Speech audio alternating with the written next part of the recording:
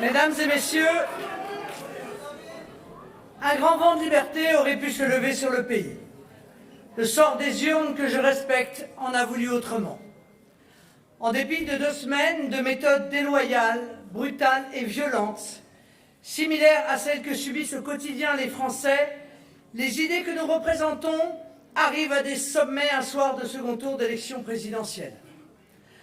Avec plus de 43% des voix, le résultat de ce soir représente en lui-même une éclatante victoire.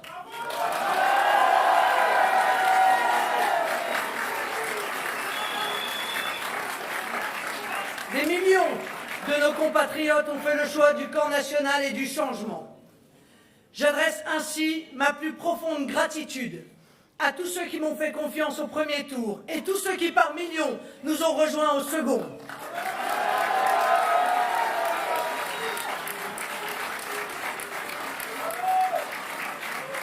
Mes remerciements vont tout particulièrement à nos compatriotes des provinces et des campagnes, mais également d'outre-mer, qui m'ont largement placé en tête du second tour avec une force extraordinaire qui m'honore et me touche sincèrement. Cette France trop oubliée, nous ne l'oublions pas. Déterminés, nous le sommes plus que jamais, et notre volonté de défendre les Français est encore renforcée. Je n'ai aujourd'hui aucun ressentiment ni rancœur. Enterrés, nous l'avons été 1000 fois, et 1000 fois l'histoire a donné tort à ceux qui prévoyaient ou espéraient notre disparition. Dans cette défaite, je ne peux m'empêcher de sentir une forme d'espérance. Ce résultat constitue pour nos dirigeants français comme pour les dirigeants européens le témoignage d'une grande défiance du peuple français à leur égard qu'ils ne peuvent ignorer et celui de l'aspiration largement partagée d'un grand changement. Les Français manifestent ce soir le souhait d'un contre-pouvoir fort à celui d'Emmanuel Macron, d'une opposition qui va continuer à les défendre et à les protéger face au délitement de leur pouvoir d'achat, face aux atteintes aux libertés, face à la remise en cause de nos services publics et de notre système social, face au recul promis par Emmanuel Macron de l'âge de la retraite, face à l'insécurité, à l'immigration anarchique et au laxisme judiciaire.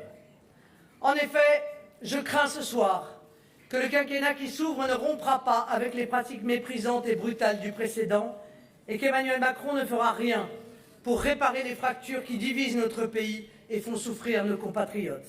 Alors oui, pour éviter cet accaparement des pouvoirs par quelques-uns, plus que jamais, je poursuivrai mon engagement pour la France et les Français avec l'énergie, la persévérance et l'affection que vous me connaissez.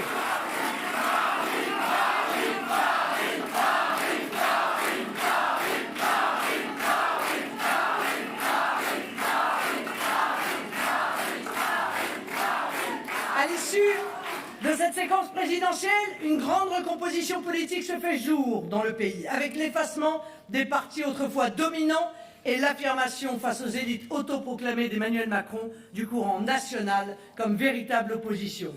La partie n'est pas tout à fait jouée, puisque dans quelques semaines, en effet, auront lieu les élections législatives.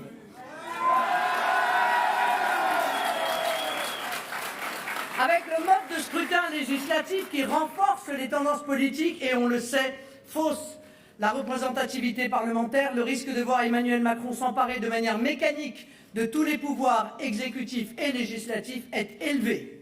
C'est une perspective qu'aucun patriote, qu'aucun démocrate ne peut accepter, tant le projet d'Emmanuel Macron sur le régalien ou le social reste clivant et pour la France destructeur.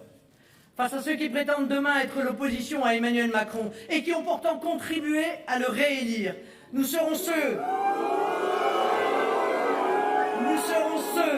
qui, avec une sincérité intacte, ne transigeront pas avec vos intérêts.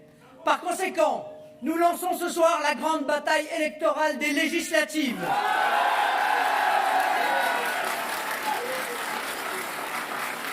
Je mènerai cette bataille aux côtés de Jordan Bardella, avec tous ceux qui ont eu le courage de s'opposer à Emmanuel Macron au second tour, bref, avec tous ceux qui ont la nation chevillée au corps.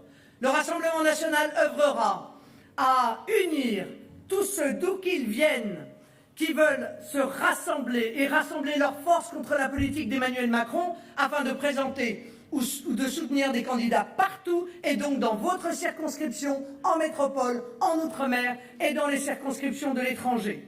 Je vous invite d'ores et déjà à les appuyer de toutes vos forces et dès le 12 juin à voter pour eux. Rappelez-vous, mes amis, qu'il n'y a pas de fatalité quand les Français déjouent les pronostics, continuent de garder espoir et nous donnent les moyens de les défendre. Le score historique de ce soir place notre camp dans d'excellentes dispositions pour obtenir un grand nombre de députés en juin prochain. La passion de l'avenir qui nous anime, nous voulons la mettre au service de la plus belle ambition qui soit, de la seule ambition qui vaille et que je suis sûr vous partagez avec nous, la France. Ce soir,